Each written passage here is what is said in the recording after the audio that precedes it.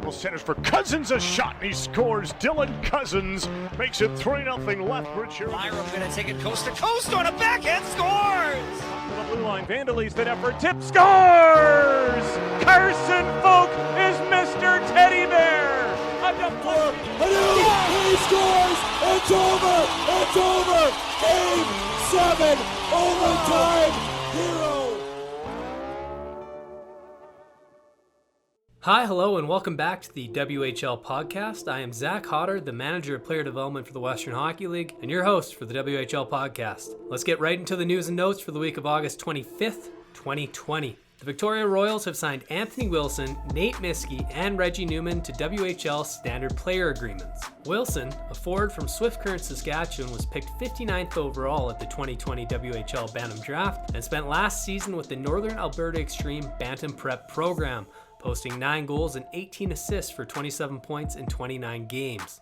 Nate Miske was selected 5 picks after Wilson, going 64th overall. The defenseman spent last season at Pacific Coast Hockey Academy, tallying 8 goals and 22 assists for 30 points in 30 games. And lastly, Reggie Newman, a Kamloops, BC native, was picked 72nd overall at the 2020 Bantam Draft. The forward scored 9 goals and 13 assists for 22 points in 21 games with Yale Hockey Academy. Hopping on a ferry and heading across the border, the Seattle Thunderbirds have signed their 3rd-round pick from the 2020 Bantam Draft, Kamloops, BC native Sawyer Minio. Minio, a defenseman, played for Yale Hockey Academy last season, contributing 4 goals and 19 assists for 23 points in 23 games. Staying with the Kamloops Yale Hockey connection, the Kamloops Blazers have signed their 62nd overall pick from the 2020 Bantam Draft, Ryan Michael. Michael, who's from Langley, BC, played at the Yale Hockey Academy, scoring 4 goals and 21 assists for 25 points in 30 games. And up last in the SPA signings, the Regina Pats have inked Colby Watton, who was the 136th overall pick in the 2018 WHL Bantam Draft. Watton spent last season in the Manitoba U18 AAA League, scoring 19 goals and 38 points in 45 games. Moving to the NHL, Matt Dumba has been named a finalist for the NHL's King Clancy Memorial Trophy. The King Clancy Memorial Trophy is awarded to the player who best exemplifies leadership qualities on and off the ice and has made a noteworthy humanitarian contribution in his community. Dumba co-founded the Hockey Diversity Alliance and delivered an impactful statement at the start of the 2020 Stanley Cup qualifiers. Dumba is joined by the New York Rangers' Henrik Lundqvist and New Jersey Devils' PK Subban. And finally, former Prince George Cougar and current member of the Cougars ownership group, Dan Hamhuis, has announced his retirement from the NHL. Hamhuis, who is from Smithers, BC, played 4 seasons with the Cougars before embarking on an NHL career which saw him play 1,148 regular season games, split between the Nashville Predators, Vancouver Canucks, and Dallas Stars. Internationally, he won an Olympic gold medal in 2014, as well as 2 gold medals at the World Ice Hockey Championships. That is it for the news and notes for this week. I will leave you with my favorite Dan Hamhuis clip. It comes to us from the 2011 Stanley Cup Finals. Side to center, the puck squirted to Horton, to Milan Lucic, got it in and then took a big check. Dan Hamhuis went down and put Milan Lucic over tea kettle. And watch him go down. Now is that clipping? We've seen clipping before. Our first conversation today is with Edmonton Oil Kings forward Jake Neighbours. Neighbours, in his second full season in the Western Hockey League, scored 23 goals, 47 assists for 70 points in 64 games. Lauren Zandy sat down with him to catch up and see how he's preparing for the NHL Draft. Right wing side, Loscalvo in over the line, cutting to the net. Wrist shot, they score!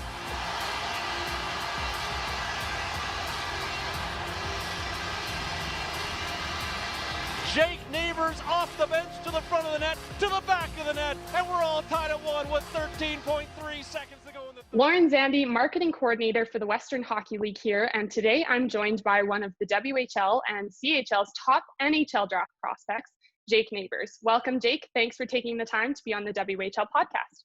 Hey, Lauren, thanks for having me. I'm excited to be here. So I think it's important we take a look at the last 2 full seasons with the Oil Kings you had to fully comprehend your success in such a short amount of time. In the 2018-19 season, competition in the Eastern Conference, pretty fierce, but Edmonton held strong right through until the Eastern Conference Championships when you came up against the Prince Albert Raiders, who ultimately became the WHL champions that season. But your postseason was explosive as a rookie. In 16 playoff games, you recorded 12 points. And while I'm sure it was disappointing for the season to end there, what kind of confidence did that playoff performance give you? Yeah, I think both on a personal and a team note, I think a lot of confidence was gained playing in that Eastern Conference final against PA. Obviously you could say there's confidence built up throughout the entire season, and that leads to good playoff moments. But definitely the experience I got in the first round and second round, I just continued to build. And obviously a lot of credit to my coaches, and they had faith in me and trusted me with opportunity and in such a clutch part of the season. So I was super fortunate that way. And then obviously to get to play in those games, score some big goals, things like that is all something that just contributes to confidence as a player, like you said. And, that playoff run was definitely huge going into the next year. Absolutely. And like you said, how did you translate that confidence coming into this past season? Yeah, I think trying to just really look at what I did in the playoffs and how I found success, I think was something I really leaned on. And, I really found the true part of my game that, I wanted to stick to and play to every night in those playoffs. And, I just tried to continue to develop that over the summer and bring it into the next season. So, I was obviously fortunate again with more opportunity coming as a 17-year-old and, with a little bit more confidence and less confusion about your game. Success just, came with hard work. So in 64 regular season games, you tallied 70 points, 23 goals, and 47 assists, finishing in the top 20 of WHL scoring. And you earned most improved on your team this year. What was that achievement like? Yeah, it was super cool. Obviously, to win any award is, an honor at any level, I guess. So I was super happy to be named the most improved player. And I think it just testifies to a lot of work I've put in. And I think I've came a long way with my game in terms of, over the years since, even since I was 14 years old. So there's been a lot of development, a lot of hard work put into it, and to get recognized like that was very special. You also had the opportunity to play in the CHL Kubota Top Prospects game in Hamilton. Some say your effort there was one of the most influential of the season, solidifying your NHL draft ranking between possibly the first and second round. That must have been a lot of pressure, though, for that game. How did you handle that? Yeah, I think, it was obviously you're playing against the best players in the CHL for that draft here. So, it's a big game and there's a lot of pressure behind it. But, I just tried to treat it like any other game, just to go out and show, the different aspects of my game, the physicality. The 200-foot game was kind of the things I was focusing on. Is obviously there's some pretty high offensive players in that game. And, I tried to show in other ways maybe specifically in that game. But, I played – with Byfield and Dawson Mercer, two, highly touted prospects for this upcoming draft. And, we were line matched against Lafreniere. So, I kind of had to show up that game and really prove that, I could play at that level. And I thought I did a good job. So as you mentioned, you played with some of the CHL's top draft picks, but you also got to play against guys that you've grown up playing for almost like 8 past years now. So what was that experience like? Yeah, it was super cool. Obviously, to get to play with guys like Ozzy Weisblatt and against guys like Kane Gooley and Ridley Gregg, just to name a couple Alberta boys, I've grown up playing against or with, was super cool. And I think, at that high of a level to be there with your buddies that you've been playing with for, quite a while is something pretty special. And I'm glad I got to share it with them. And after the top prospects game prior to the season cancellation, you and the Oil Kings were trending in a very positive direction. What was the mindset there? As the season went on, we just continued to gain confidence in ourselves and really realize the identity of our trending upwards. So, we were really excited about where we were going as a team into the playoffs and into the last stretch of the season there. And I think confidence was a big thing for us and, really realizing how strong of a team we can be and playing like that every night. And similar to last year, the Oil Kings would have most likely made a really good run into the 2020 playoffs, but obviously the world had other plans with the pandemic. While it was disappointing for all of our players and staff, it must have been tough on you to have this happen during your first season of NHL draft eligibility. How did you overcome that and get through that? Yeah, I think, it's obviously tough to get, short-ended there at the end of the season and even cut the playoffs off because for me, I feel like that's a type of game I thrive in is a playoff type atmosphere. So, yeah. Obviously it was difficult, but I think, I was satisfied with, with my season. I thought I performed well for the most part and, showed well my capabilities. And, I was super happy with what I did, but obviously, yeah, it's super frustrating that I don't get to, get that extra, 20 games or whatever it was to show my skill and really see how I can perform in a playoff atmosphere. But, at the same time, like I said, I think I did well and I'm happy with what I did. And now it's just the waiting game. And given that you weren't able to attend the NHL Combine and the draft itself has been pushed back to hopefully the beginning of October, what has the process been like in terms of talking with NHL teams at this point? Yeah, I think right off the bat when the season ended, right around when the Combine would have been, was when things were kind of busy. I think, we were doing a lot of Zoom meetings with teams through your computer, your phone, or whatever it may be. Right. And, sending over fitness results if they ask for it or things like that is all a part of it, as the Combine obviously didn't get to go on. So, I think as of late it's slowed down a bit with the pushback of the draft and everything like that. But, for a while there, it's pretty busy and doing some meetings, every other day type thing. And now that the NHL Draft lottery is set and playoffs are in motion, I'm sure you're watching the games to see how things could finish out and where you could land. But what do you think about this summer hockey and how the NHL has handled the pandemic? Yeah, I think obviously they've done a great job for them to get the playoffs up and running again. For just at that is an amazing accomplishment. And I think, the hockey's been super fun to watch. I haven't missed very many games if I can't. So, it's been fun to get to sit down in the summer with your buddies from your hometown and watch some hockey, which is something, usually you don't get to do. So it's been exciting. The hockey's been good and I'm happy it's back on. And you've also been working on a few projects over the summer. Can you tell me a little bit about that? Yeah, the Capota Victory Garden I got going on is, going pretty good right now. Got some plants sprouting in my little planter's box out there. So, yeah. It's been fun watering plants every day. It just gives you something to do. So it's not too terrible. And then, yeah, like you said, I think people are looking for things to do. So what are you doing for fun right now, aside from planting and training, I'm sure? Yeah, I think me and my buddies like to play a lot of spike ball, if we can get out in the sun and, try and get a tan or something like that. But, we like to try and stay active, whether that's being a hike or going swimming or something like that. So, I think me and my buddies are, outdoorsy people. So that usually tends to be the thing we lean towards. So right now we're still planning for a 68-game season. So what do you expect from yourself and your team when you are allowed to get back at it? Yeah, I think for myself, I'm going to continue to work hard and try to become a more effective player in the WHL. And, at the end of the day, that's my goal. And I want to be a driving force for my team to ultimately make a playoff run this year again. So, I think what you can expect from my team is we're going to try and hit the ground running as soon as the season starts, as I'm sure every other team will. So it'll be an exciting time. And myself and the Oil Kings are very excited for it.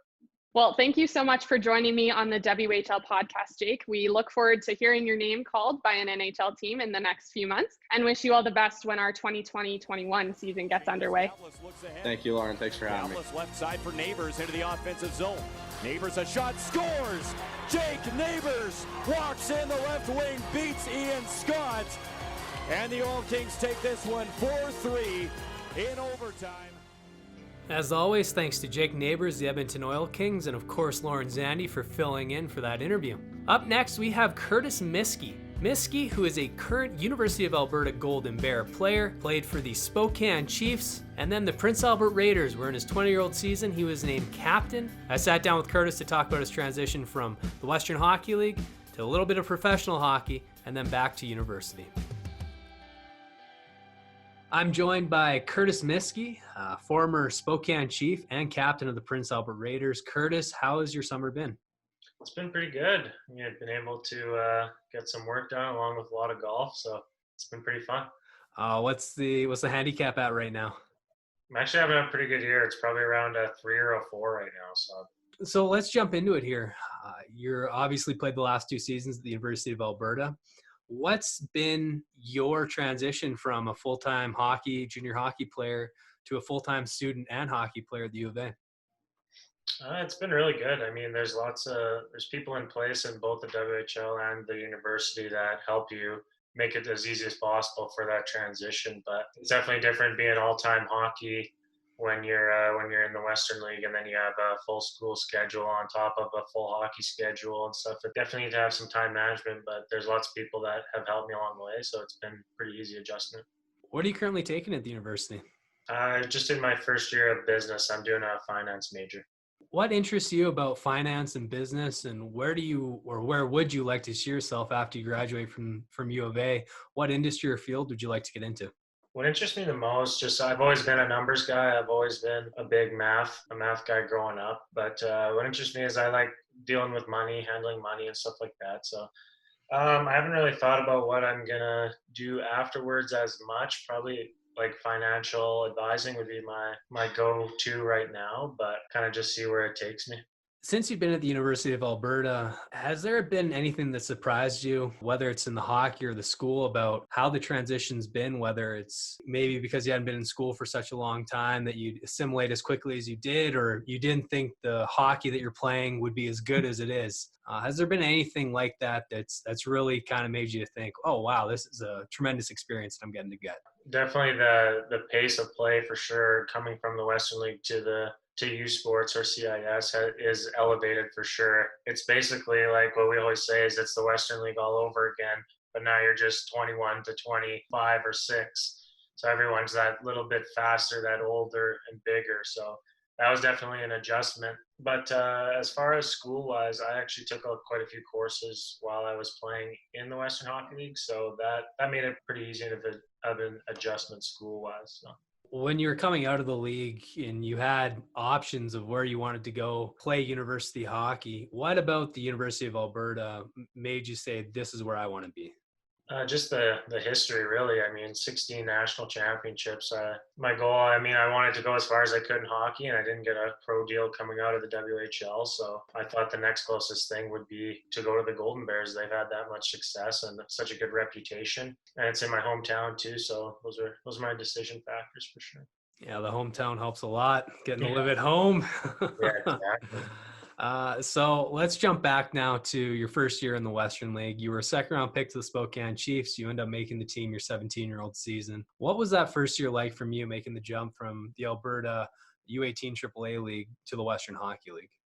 It's a big jump again for sure. Definitely you're playing more against young adults instead of just boys back in midget. But no, I was pretty starstruck knowing some of the names I grew up watching when I was a younger kid, and I'm on the same ice surface as them. Was pretty cool. But no, it was definitely a surreal experience for sure. It's one of my dreams. When you were in Spokane, you ended up getting traded your 19-year-old year to the Prince Albert Raiders. What was that experience like for you? Did you expect it to happen, or did it come out of the blue and it was something that you had to adjust with on the fly? Probably an adjustment on the fly, I would say the most. I didn't really see it coming, although I didn't kind of rule out the possibility. But no, it was definitely something. It's just I kind of walked in one day and got told to stay off the ice from practice. So I figured something was up and then got traded. But I love my time in Prince Albert. I'll say that a million times for sure. Talking about that time in Prince Albert, the first season you got there, you played in 33 games, you had 15 goals, 14 assists, and 29 points. That's almost statistically your best season in the Western Hockey League up to that point, and that's only half a season. And then the next year, you'd only played 33 games with the Raiders, and they named you team captain. So what was that like for you, and did you have any expectation of that happening once you got there?